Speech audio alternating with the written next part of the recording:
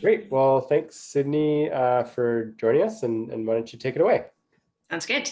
Thank you for having me. I'm really excited to be part of your Sugar-Free Success Challenge or your Sugar-Free Challenge. I named it Sugar-Free Success. I know it's cheesy, but it just seemed right. And before I even dive into the success part, I want to just put a little asterisk beside that. And it's already come up in our kind of pre-talk discussion where when you enter a challenge like this, it can be really easy for you to say all or nothing. That's it. I'm going 30 days. And if I don't make it to the 30 days, I'm done. I failed. It's over. And I don't want it to be like that because consistency is key, but consistency still takes time. You never have run a marathon without learning how to walk or run first. You've never lifted a bar that has 100 pounds on each side unless you've actually learned the form and learned how to deadlift. So when we are cutting out sugar, we need to understand that too. There might be days where it happens. It might accidentally happen. It might happen on purpose. And once again, more often than not, if you're able to make that change, that is what I consider success. So to give a brief introduction about myself, my name is Sidney Shindle, and I am a certified nutritionist. I own a company called Veritas Wellness, and I work one-on-one with clients, both in person and online. And I work with a variety of different people. I love working with sports nutrition clients. I work a lot with gut health, with stress, with changing people's habits. So at the end of the day, no matter what type of clients that I'm working with, my goal is to put tools in people's toolboxes, because at the end of the day, I'm not the one making the change, you are. So I love to teach you how that change happens and how to do it. I'm also the co-founder of a workplace wellness company called Vallejo Wellness. I love to teach, and we love to bring talks like this just into workplaces around the city. And if you're not catching it, I'm a teacher. I love to teach. So I'm a lead faculty member and instructor at the Institute of Holistic Nutrition, where I teach soon to be or future nutritionists how to become nutritionists. And the coaching aspect is near and dear to my heart. I was actually a national level synchronized swimmer. I swam for 7 or 8 years. I can't remember anymore. And I was a coach all the way up to a head coach level, where I was coaching in the national stream for a decade. So coaching is a big part of my life. And I never thought that coaching synchronized swimming would translate into anything outside of the pool, but it did, because coaching is a key aspect of what I do as a nutritionist. So for today, we're going to discuss just sugar and explain a little bit about what sugar is, because sugar always gets a bad rap. People always say, oh, sugar is bad, it causes inflammation, or we can't eat sugar, sugar is addictive.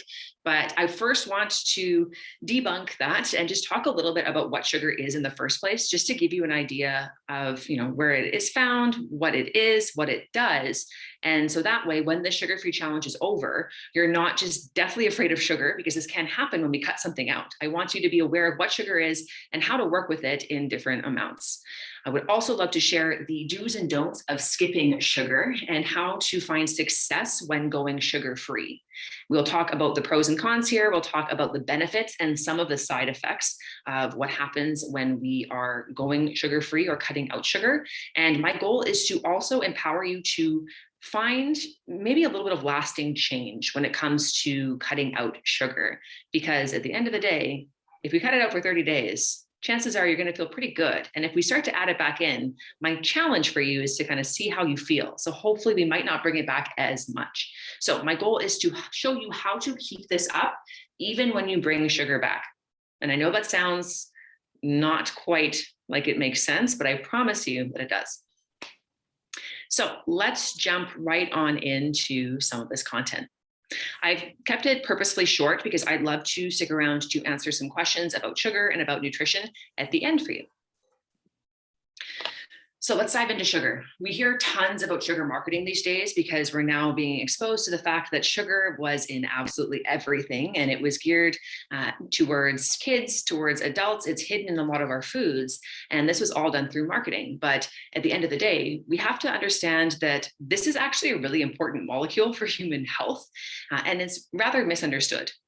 So technically, by definition, sugar is actually just a simple molecule. It's usually just 1 or 2 pieces of glucose or fructose, and they're kind of just stuck together.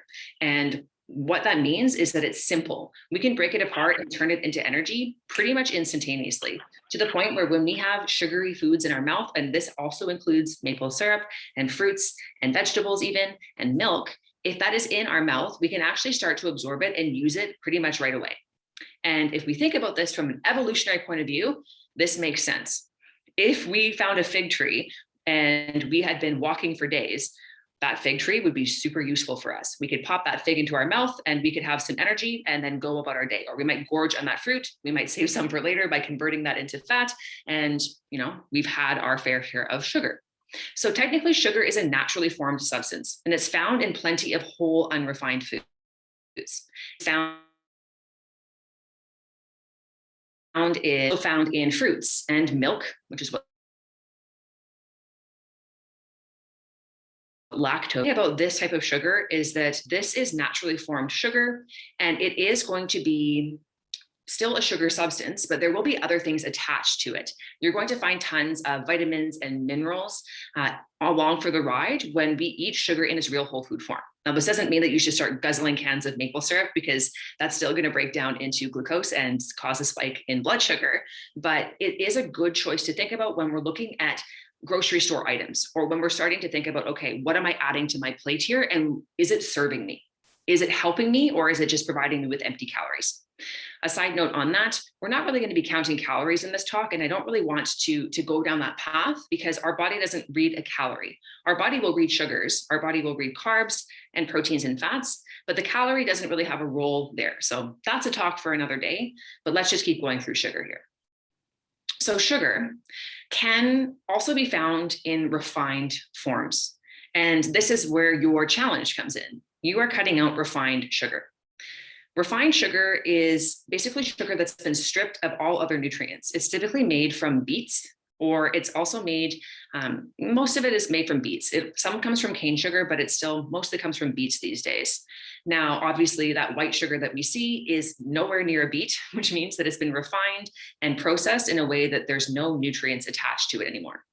And through years and years of marketing and research and kind of tweaking of scientific information, shall we say, we have added sugar to just about everything. This whole started in the 1950s, when we were trying to determine why people were getting fat and why people were gaining weight. And the idea was it was either sugar or it was fat. And fun fact, marketing took hold. The sugar industry paid a whole bunch of scientists to say, hey, it's not sugar. Why don't you look at fat? So they tweaked a whole bunch of data, and they actually started the low fat movement. So everything became low fat foods, and we ran with that. We started to see tons of low fat products out there, but they were all chock full of sugar, because sugar makes things taste good. And when there's no fat in food, we have to replace that, because fat has its own taste, its own mouthfeel. So this started 50, 60 years of research on sugar and finding the sweet point. This is actually a scientific research that is done around foods to find the sweet spot in all foods, which is why we find sugar in absolutely everything. If you are starting to read packages, which chances are you are during this challenge, you might be finding added sugar in cereal, in yogurt, in salsa, in pasta sauces, and more. And this comes down to the fact that researching and marketing teams have determined that sweet spot in all of these products, because we've been so kind of tamed and so we've been how should I say this? We have been tricked into thinking that this needs to taste sweet.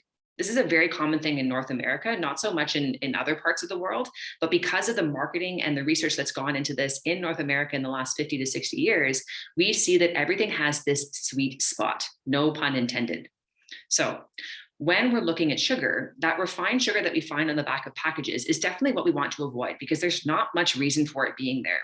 Pasta sauce does not need to have sugar in it. Salsa definitely does not need to have sugar in it.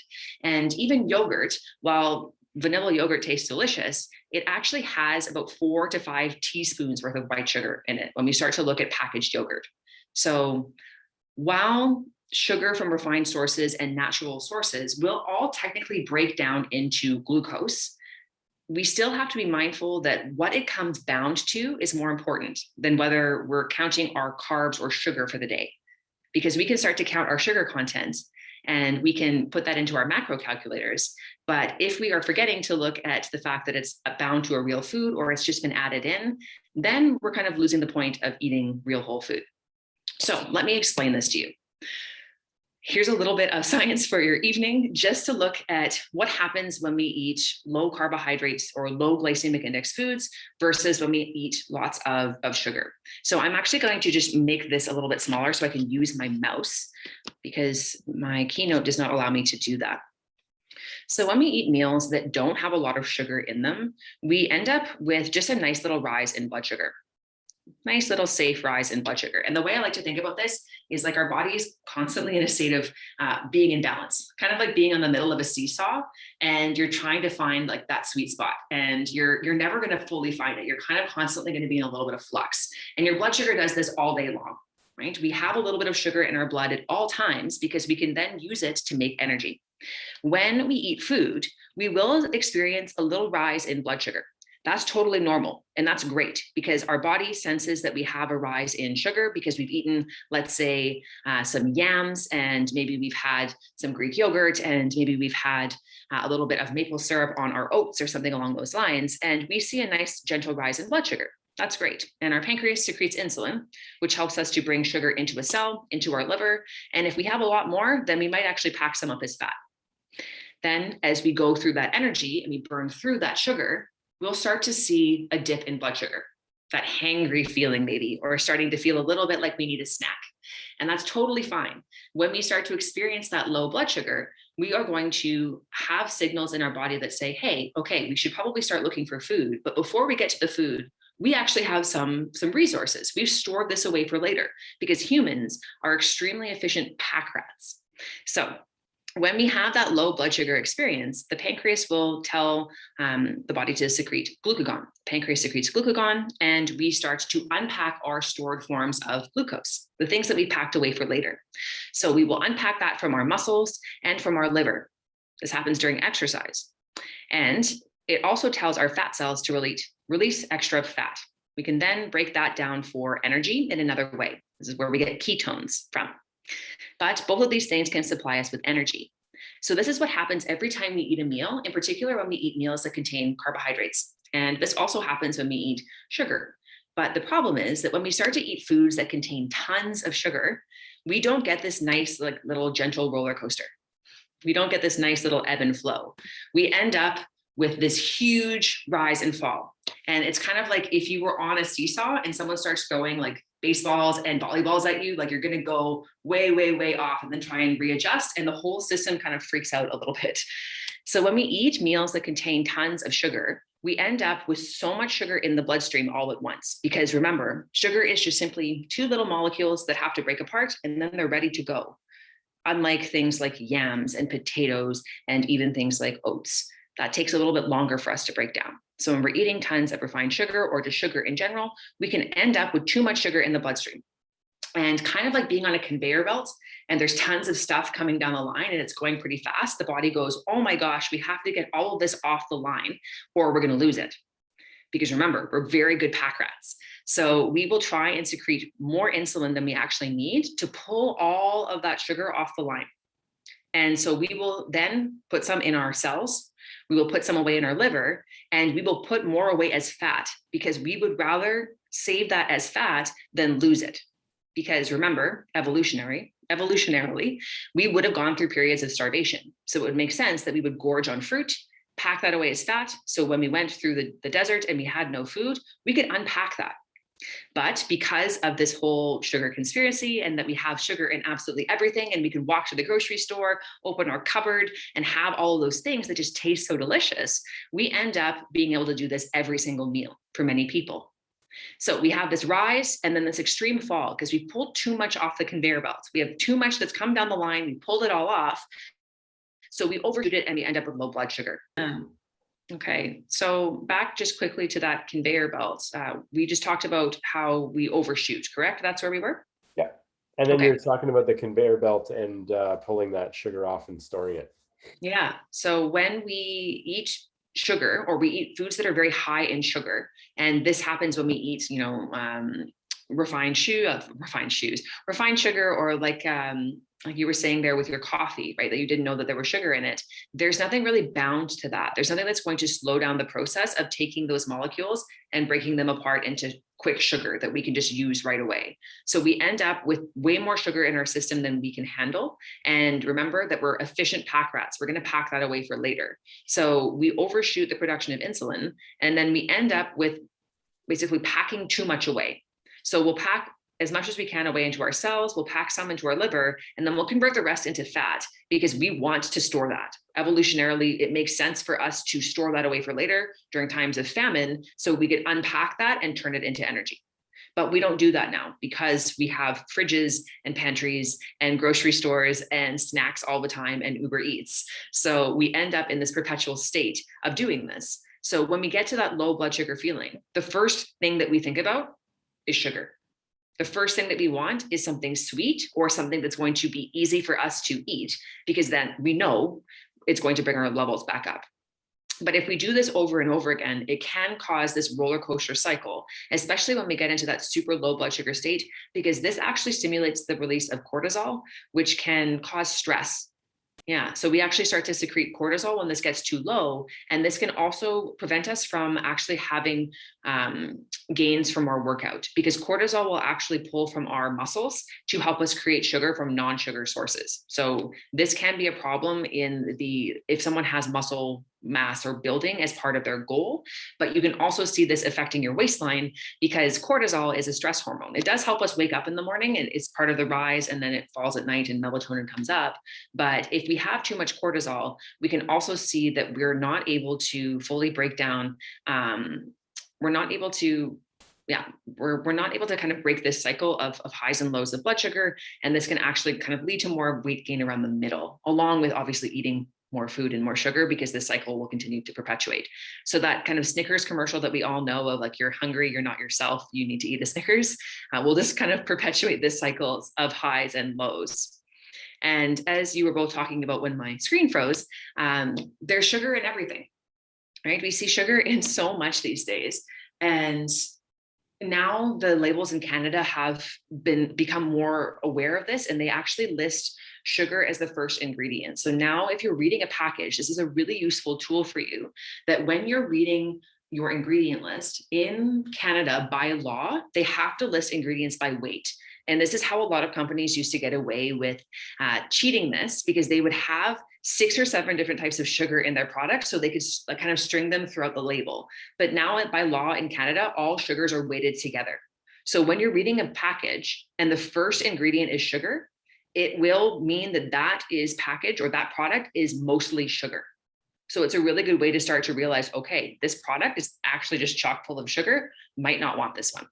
So tons of different names for sugar that exist. And you'll find it in quite a few different products around the world, because people like sugar. People are quite addicted to it. So when we're starting to read labels, my suggestion would be, if the first ingredient is sugar, you know that by weight, it is the most common ingredient in that food, and put it right on back. So when we're coming out of eating sugar and we're going into this sugar-free challenge that you have, my first recommendation is to not just swap it out for something that tastes like sugar. So not all sugar-free sweeteners are created equal. And a couple of notes here: aspartame and sucralose, they are chemically made sweeteners. They're found in brands like Sweet and Low. You'll find aspartame and sucralose in a lot of sugar-free gums. You'll find them in sugar-free protein bars. And these types of chemical sugars are not so great for us. So they actually do wreak havoc on our gut health. They can cause some digestive upset, but our gut bacteria don't really like them. And so they can upset the balance of microbes in our guts. They're also not so great for brain health and cognitive function. So there's some recent research just showing that they do have a mild carcinogenic effect. Now, once again, they are FDA approved, but remember, in small doses might not be a problem, but over time, if someone was switching out all of their sugar for this could become an issue for someone. The next ones are the sugar alcohols. And so we have xylitol and erythritol and all the things that end in "all." Now, these are sugar alcohols, so they don't actually fully break down in our digestive system. So they pass through us mostly undigested, which is why they have either like a 0 calorie count or a very low calorie count. Our bodies just can't break down that sugar. They taste kind of sweet, but they also have this odd aftertaste because it technically is an alcohol. Now, you can't get drunk off of it, but it just doesn't break down the same way as sugar does. Now, a few things of note about this is that our guts don't really like it because our bacteria can't quite figure out how to fully break it down. So when we eat too much xylitol or erythritol, we tend to end up with loose stools, or we end up with like really feeling like you need to go. And that's because they do upset the bowels. They upset just our digestive function. So eating too much sugar-free chocolate, or please be warned from personal experience, do not eat sugar-free gummy bears in large amounts. You will regret it because it just causes our digestive system to say, heck no, and we want to evacuate that. So in small amounts, erythritol definitely would be the best of all of these if you were going to be working with it in small amounts. Xylitol, actually, interestingly enough, is useful for teeth health, but it's actually quite toxic to pets. So xylitol is something that you really want to keep away from pets if you have pets in your house, because it can be quite sickening for them. The two big ones that we see when people are going sugar-free are stevia and monk fruit. And stevia actually comes from a plant. It comes from the peppermint family, and it is way, way, way sweeter than sugar, which is really cool to see, but it's quite potent. So you don't need a lot of it. Now, when we're making stevia into the stevia that we see on the shelf, we have to remember that that's still processing. So stevia is a green leafy plant, and what we see on the shelf is like a white powdered substance. So it still is actually going to be refined and bleached. Now, in small amounts, if you need to swap that out, it might be a great option for you, but be mindful that it is still going to be tricking your taste buds into thinking that there's sugar going on here. So the goal would be to actually wean yourself off of using too much sugar, but it could be a very good first step for someone. I find stevia and erythritol can be part of someone's first step of cutting out sugar, but we still want to change our taste buds. With monk fruit, this is the big one on the market these days. Monk fruit is also a very sweet plant, but it typically is blended with erythritol because it's very expensive to use on its own. So you'll find that a lot of the sweeteners that have monk fruit, like Lakanto and the other ones that are big with monk fruit and powdered or looks like sugar, is actually part monk fruit extract and part erythritol that's blended together. So technically it's still sugar alcohol for the most part. So something else to be mindful of.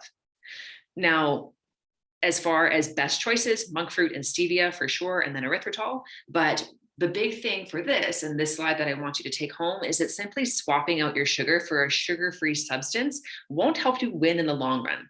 Because if you're still craving something sweet after a meal, then that's still your body saying that you didn't get enough of what you needed. We wanted to make sure that your plate was actually full of nutrient-dense food to the point where you don't feel like you're craving something after dinner. Every once in a while, you're still going to have that craving. It's part of being human, and it's part of what makes life lovely.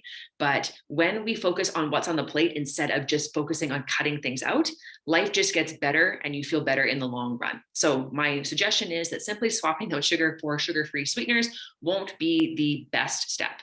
As far as that first journey though, 100%. So what happens when we cut out sugar? When you're going through this challenge, there are a couple of things that are going to happen. You're going to feel great. You might not be super happy with your kins right now. In a few days, maybe, but sometimes people will go through some side effects. But there are some great benefits to cutting out sugar. We see that there's way less brain fog. People get deeper sleeps. You don't wake up in the middle of the night, because remember that high and low of blood sugar thing that I talked about? When we have super lows like that, especially in the middle of the night, and you wake up, that's typically because you've had a spike of cortisol in the middle of the night because you've actually experienced low blood sugar. So if you think about that one, that means that you should probably go back and think about what you ate before bed and thought, okay, maybe did I eat something super sugary that caused my blood sugar to spike and then drop in the middle of the night? So better sleeps can be a huge win when you start to cut out sugar. Weight loss definitely can occur. When we have too much sugar in our system, it actually blocks our body's ability to break down fat. There's a mechanism involved in that and some enzymes involved that I won't get into in this talk. But when we eat lower amounts of sugar, our body is actually able to tap into its own sources. Along with weight loss, and I don't have this one on the slide, it does tie in with cravings, is gut health. So your gut and your brain are intimately connected through a nerve called the vagus nerve. And your gut is home to trillions of bacteria. There's like 7 or 8 pounds worth of bacteria, to the point where you're actually more bacteria than human if you think about it on a cellular level. And they control everything that we do. They talk to our brain the same way that our brain can talk to our stomach and to our small intestines and say, hey, speed things up, slow things down, secrete enzymes. And our gut and the bacteria that live there can actually talk to our brain and say, hey, we're hungry. Hey, feed us more sugar. And this happens when we have an imbalance of gut bacteria. So part of experiencing less cravings is actually due to the fact that we're seeing changes to our gut health and to our gut microbiome. Because our gut cells can tell our brain, hey, you fed me some fiber and some broccoli, but I don't like those things, so please feed me a chocolate bar. So those bacteria can actually start to talk. The other side to that is that sugar is more addictive than cocaine. So it actually does light up similar regions in the brain. It gives us a huge dopamine hit. So as part of eating sugar, the first thing that's going to happen is you might notice a whole bunch of cravings because your brain is waiting for dopamine and your gut microbes are waiting for dopamine. But after a while, this will dissipate. And I've also put asterisks for this because first, they will be side effects, but also this will depend on what you replace sugar with. And I'm going to leave you with that because I feel like that's the most important part of this talk, is to leave you with what you should eat instead of focusing on what you're not eating for the next 30 days. It makes life so much easier. Now, a few warning signs. When we cut out sugar, there will be some side effects for some people, depending on how much sugar you're currently eating. So brain fog can actually be part of the side effects of cutting out sugar. I know that sounds strange, but as you start to cut these things out, you can actually start to detoxify. And I know that's such a buzzword, but when we starve out gut bacteria, if we're feeding our gut less sugar, that means that the colony that loves sugar might start to die off. And when they die off, they can actually, their little tiny bodies that we can't see will actually start to break down. And so that can actually cause brain fog. Excellent. Okay, so next thing is that now that we've talked about the pros and the cons, we have to then think about how we're actually going to find success with this, because cravings will come. And the do's and don'ts of cutting out sugar aren't just don't eat sugar and, avoid sugar for the next 30 days and check the boxes. That is part of the challenge, but I want you to find success with this and find success even past the 30 days of this challenge. And here are the do's of doing this. So the big one is focusing on protein intake. When we eat adequate protein, we feel so much better. Protein is extremely satiating and it breaks down in a completely different way, to the point where actually when we eat protein and carbs together, it slows down the rate of release of carbohydrates. So you're going to feel so much better when you add protein to your plate. The general rule of thumb is like a minimum of like 1 palm of protein at your lunch and dinner meals, like minimum. For most people who are active, like it's actually like 2 palms of protein. Huge focus on protein there will help keep you satiated. The other thing about protein is eating protein first thing in the morning. If you don't have protein on your plate for breakfast, you might end up feeling like you need more food and cravings throughout the day. Because if we're starting our plate, our morning with a big bowl of oatmeal, technically that is not sugar, but it will break down into sugar. So you're going to end up with carbohydrates breaking down into sugar, and then you're going to start craving things pretty soon after. So adding even protein to your oatmeal or starting off with a protein-based breakfast will help you find success during this month. Next one is healthy fats. So finding healthy fats on your plate, this could be avocados, olive oil, grass-fed butter, tons of nutrient-rich fats will be a great addition to your plate. So remember, I know that we're talking about a sugar-free challenge, but my goal is to teach you what to put on your plate so you're not just focusing on what you're not eating for the next 30 days. Life is much better this way. Next is fiber-rich food. So at every meal, if you're able to find vegetables, I know that sounds pretty boring, but vegetables can be absolutely delicious. Roast your veggies, steam your veggies, drizzle them with olive oil, but find a way to add fiber-rich foods to your plate. This will then help you with your gut bacteria because your gut The microbes that like, or that are good gut bacteria, love fiber. They actually ferment that fiber and turn it into energy for themselves. So this actually helps to improve our gut microbiome when we eat fiber-rich foods, especially as we're going through this detoxification process of cutting out sugar and eating more, or cutting out sugar. We would want to replace those bacteria with good bacteria. And there's really cool research about this when people are on the standard American diet for a year versus a paleo or Mediterranean diet. They have completely different gut microbiomes at the end of the year. And if you can probably guess, the standard American one has way more of those unfavorable bad bacteria in comparison to the paleo or the Mediterranean, because they're just eating more real food. So tons of fiber-rich food will be very helpful. Adequate water intake. If you're not starting your day with a glass of water, this will also help to cut down on cravings. So start your day with a glass of water. Make sure you're getting 2 to 3 liters of water, depending on your height and weight and activity levels. But this will help to curb cravings like you wouldn't believe, and it's free. Next is bitter foods. Bitter foods help to stimulate digestion, and they also help to counteract the cravings that we have for sugar. We do not have a lot of bitter in North America. It's a very uncommon thing on our plates. It's very common in other parts of the world. And the cool thing about bitter foods is that some of them are actually tied into helping lower blood sugar levels, even in diabetics.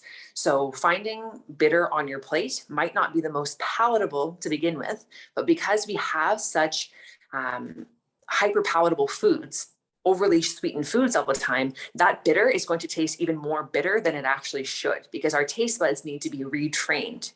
So that's why I'm saying, rather than just cutting out sugar and replacing it with sugar-free sweeteners, let's add in foods that are actually going to help us retrain our taste buds. So this could be arugula. That technically is a bitter green. This could be endive. This could be escarole. This could be dandelion greens. This could be nettle, or this could even be working with bitters. Now, side note, with working with bitters, always check in with a practitioner, because it depends on what medications you're on for bitters, the actual tincture. But bitter foods, totally safe.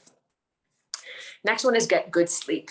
So if you are not getting 7 to 8 hours of sleep minimum a night, this will be a really helpful addition to your toolbox right now, because when we have good sleep, our cravings change the next day. It completely changes our hormones, in particular, our satiation hormones. So when we actually get less than, if we get, let's say 8 hours of sleep a night, there's really cool research that shows that if we are actually sleeping maybe like 80, 90 minutes less than we normally do, we end up eating like 500 to 600 more calories the next day, because we just feel exhausted. And our body will then secrete specific hormones to say, you need more energy, please bring in more energy. And lo and behold, we live in an energy dense society. We can order Uber Eats or go to the grocery store or to the convenience store, and we're going to get something sweet or something that's going to be chock full of sugar. So getting good sleep will actually help you to avoid cravings. And last but not least is refueling post-workout. If you are going through this month and you are deciding that post-workout, you're just going to keep fasting, this will work against you, because that is the time when you actually should be eating something. Now, it doesn't have to be in like the 15, 20-minute mark. That has been debunked. For women, it actually does need to be pretty close to after the workout. But for males, we can actually go a little bit longer. But you do just want to make sure that after your workout, within a 2 hour to 4 hour window, please make sure that you're eating a good meal that has protein, a little bit of carbs, and some healthy fat. Post-workout right away, no fat, please. You won't feel very good, but just make sure that you're eating. It'll help with the cravings, because if you're going to decide to not eat, this is part of the don'ts, it's going to happen. It's going to crave, or you're going to crash, and then something's going to happen. You're going to open up your cupboard. There's going to be something there, and you're going to want it. So post-workout refueling, really, really helpful. The last thing is more of a do and a don't at the same time, but how to find success during this time is actually just to focus on what's on your plate rather than what's missing. When we start to count everything, and when we start to focus so much on what's not there, the brain doesn't like it, right? We love coming from a place of lack. We're always looking for lack. What's missing? What can I do? What am I not doing? I'm finding success in lack. But if we focus on what's there instead, you'll notice that the cravings also aren't as bad, and they'll dissipate much faster when we enjoy what we're actually eating rather than thinking that what we're missing. So those are some of the big do's and don'ts of how to avoid cravings. Next, I have a couple of last minute tips before we finish this up. And I'm going to You'll see these slides later, and I actually have a handout for this as well. But one way to do this is just to start your day with protein. And a great way of doing this is a smoothie. I know that we're heading into winter and smoothies aren't everyone's favorite thing in the middle of the winter, but they can be a very useful option if you're open to having a cold food. Now, not all smoothies are created equal, because many smoothies will have that same effect on blood sugar of going straight up and straight down, because it's just orange juice and fruit, and that's about it, and sweetened yogurt. So building a great smoothie is a little bit of a fine art and a science. So I have a handout for you for anyone who wants it after this talk, but you want to make sure there's protein in it. So a scoop of your favorite protein powder, or even a half cup of Greek yogurt, if that's okay on your challenge right now, an unsweetened Greek yogurt with high protein.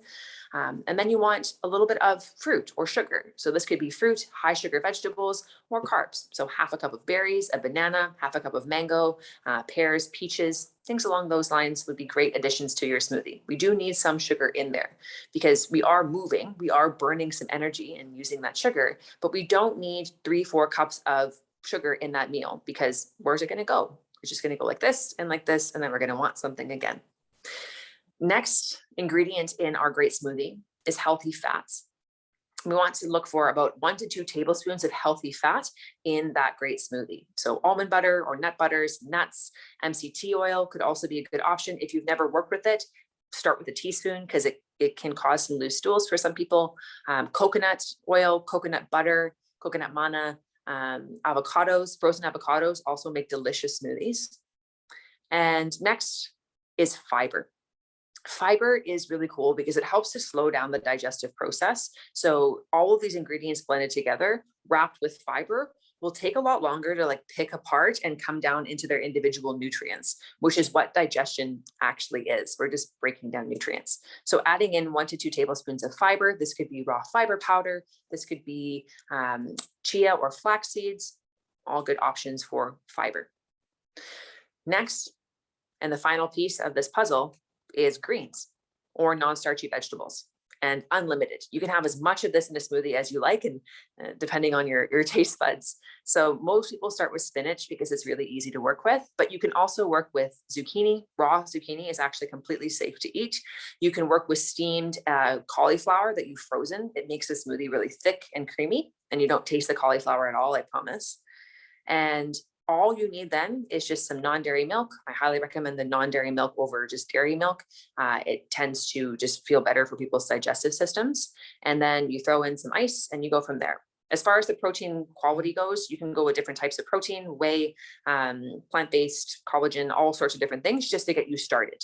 If we were working individually, we could talk about individual needs, but for now, just a scoop of protein. And that's a great way to start your day, or to have that as a meal replacement if you feel like you need some nutrition on the go. But when we start to focus on what's on our plate rather than the sugar that we're missing, we start to feel pretty darn good. So the last piece of this is when we start to add sugar back in, which is inevitable, it's going to happen. If we have an anchor, if we have a great plate, as I like to call it, we will notice that the sugar cravings aren't as bad. We will notice that we might have dessert one night, and yeah, we might not feel super great the next day, but we won't feel like we need it every single night because we feel satiated. Our body is actually getting the nutrients that it needs, so it's not asking for more all the time. And I have this image for you on the last slide of my deck here to show you how to build a plate. And you'll see it later, but it's about half a plate of vegetables or greens, and then about a quarter plate of starch. So this could be your sweet potatoes, rice, quinoa, etc. And then a quarter plate of protein in the other corner. Drizzle it all with a little bit of fat. When we focus on a plate like that, you don't need sugar the same way because you're getting what you need. And if you have that sugar, it's not going to be that sugar monster train that continues into the evening, into the morning, into the next day, into the lunch break, the same way that it would be if we weren't focusing on what was on our plate, right? So, or if we weren't focusing on what was off of our plate and kind of scrambling for sugar. So at the end of the day, when we look at doing a month of sugar-free, it's not just about saying, yeah, I ticked that box and I didn't eat sugar today. My challenge for you, on top of your already successful sugar-free challenge, is to focus on what's on your plate. Focus on finding protein, carbs, and fats, and being mindful of how your taste buds feel at the end of this month. Be mindful that when you start to eat blueberries, notice how sweet they are. Notice how sweet a banana can be when we stop eating refined sugar. And when we do have that refined sugar, notice how you feel the next day. If during the month you don't make it 30 days and maybe there's an event that happens and you have something and you eat it, my challenge for you is wake up the next day and notice how you slept. Notice how you feel. Do you have brain fog? Do you feel like you're craving something? That's your body saying, hey, we aren't doing this anymore. And now that we've done it, like it's your body's going to tell you. Your body's going to give you some signs that that sugar might not be sitting with you the way that it once did, because it's now going to be a little bit louder than it once was. So that would be my challenge for you, is to focus on what you're eating and enjoying during this month rather than what you're not allowed to have. And then when it happens, if it happens, use that as a learning opportunity to learn more about yourself.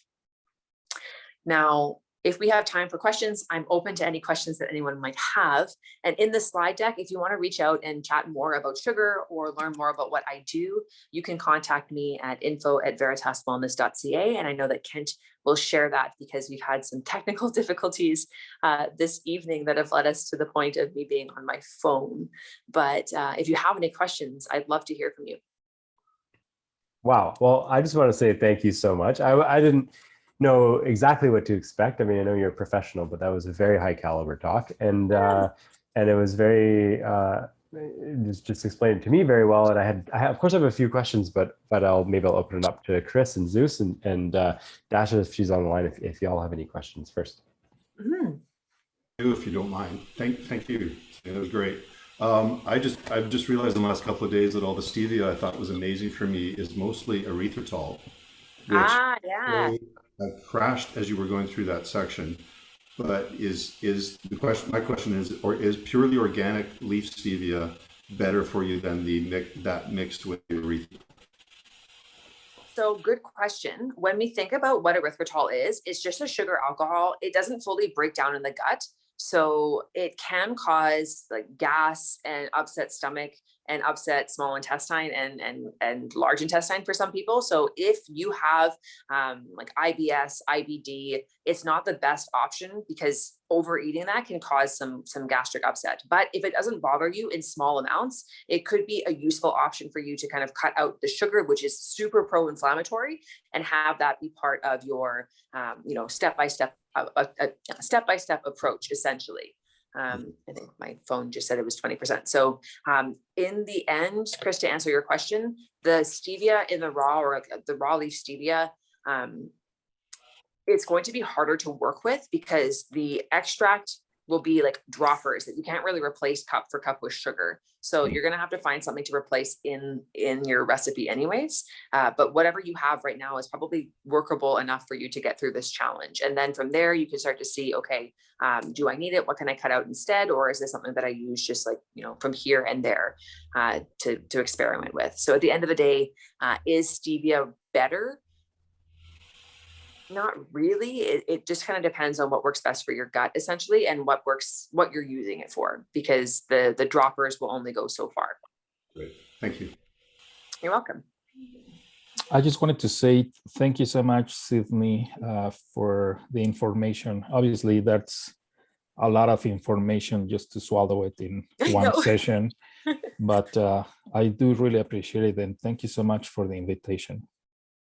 Thank you for being here. And once again, it's a lot of information, but I don't expect anybody to learn all of this in 30 days. But my principle of doing a little bit and kind of testing to see what you're eating more than what you're missing is my biggest take home that I hope that you look at, because you can not eat sugar for 30 days, but I want you to notice, like, how do you feel and what can I replace it with that's going to make me feel even better? Exactly. Thank you. No, you're welcome. Sorry, one more Sidney.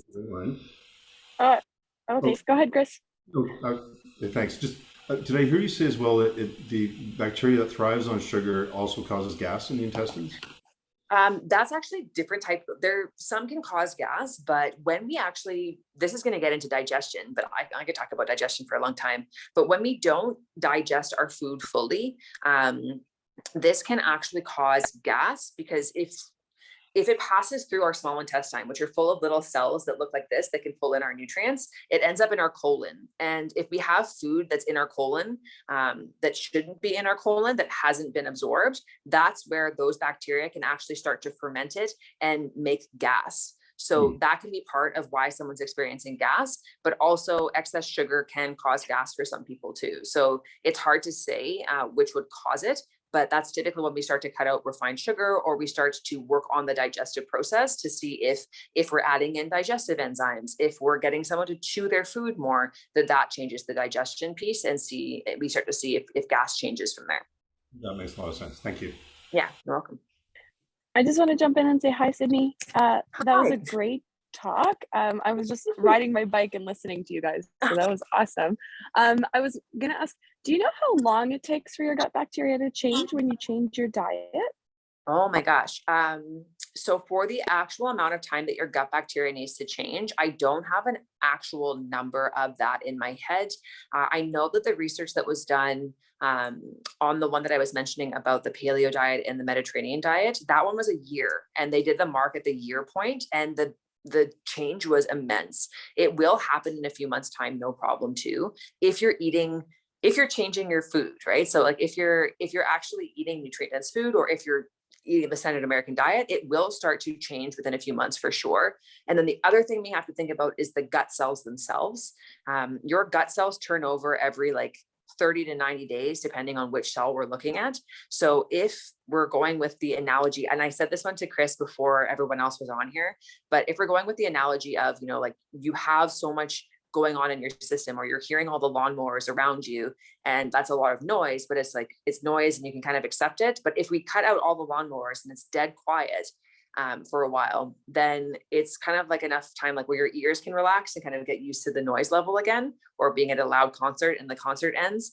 The same thing with your digestive health, except it's better because your ear cells, once they're gone, they're gone. Your gut cells, not so much. They turn over every 45 to 90 days. So if you're able to remove stuff and replace it with better food for 45 to 90 days, we can see big changes to gut health, even just from the cellular level, Dasha, of removing that for that amount of time. And then the gut stuff will take a little bit longer, because you're literally growing a colony. So that takes some time. Yeah. No, I've definitely experienced that changeover of cells and that healing that happens. But yeah, awesome. Thank you. This is so great. Thank you so much. I enjoyed it.